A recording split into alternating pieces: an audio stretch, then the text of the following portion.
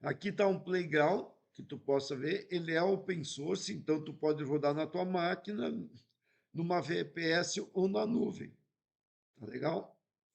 E eu tenho ele conectado com vários elementos, tá? E nesses elementos que eu tenho, eu vou falar para vocês, deixa eu abrir aqui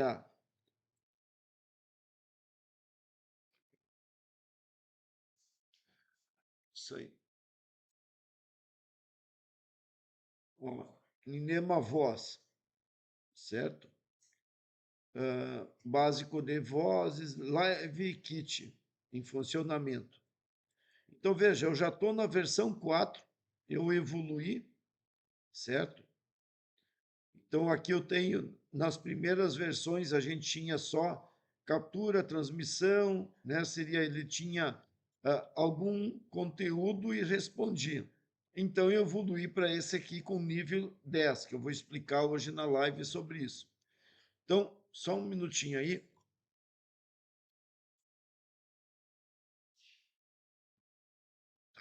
Eu estava vendo aí porque alguém estava mexendo aí, daí me perturbava. Olha só, então, o que, que nós temos?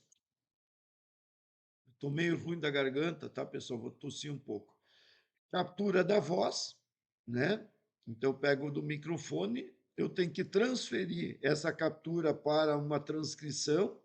Então, eu estou usando um programa chamado DeepGram, certo?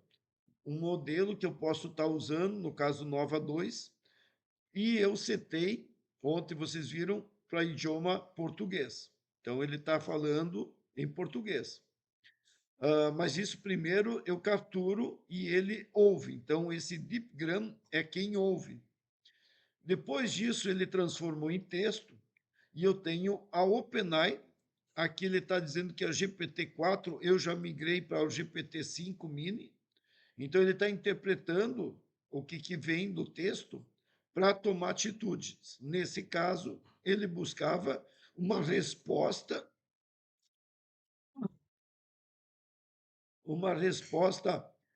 de texto baseado no prompt que eu defini, certo?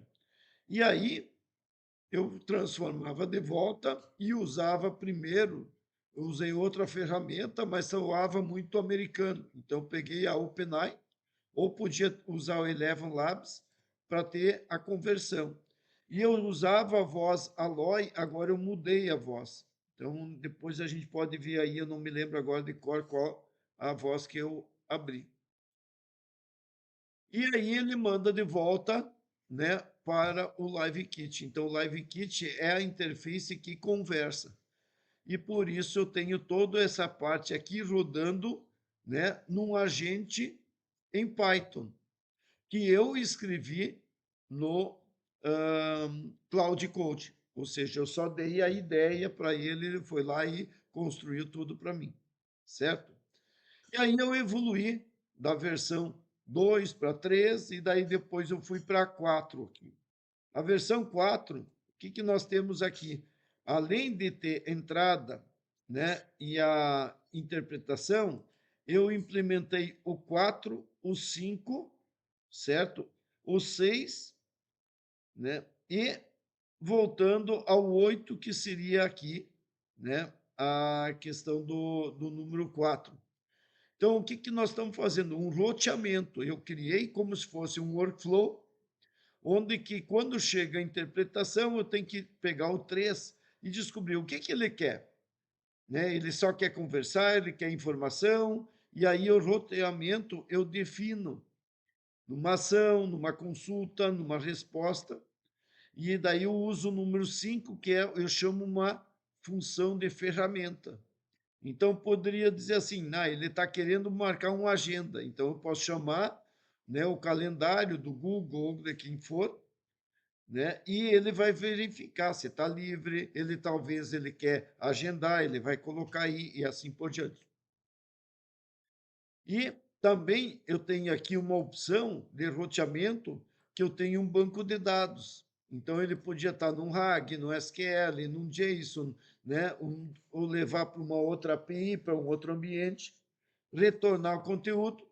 O 7 é um cara inteligente, que é a LLM, no caso é a mesma que eu estou usando 3, e ele vai interpretar isso, vai gerar o resultado que eu estou querendo, converte isso de texto para voz e envia o áudio de voz. Então, todo aquele papo que eu tive é baseado nesse aspecto. Beleza? Deixa eu só pegar aqui. Ah,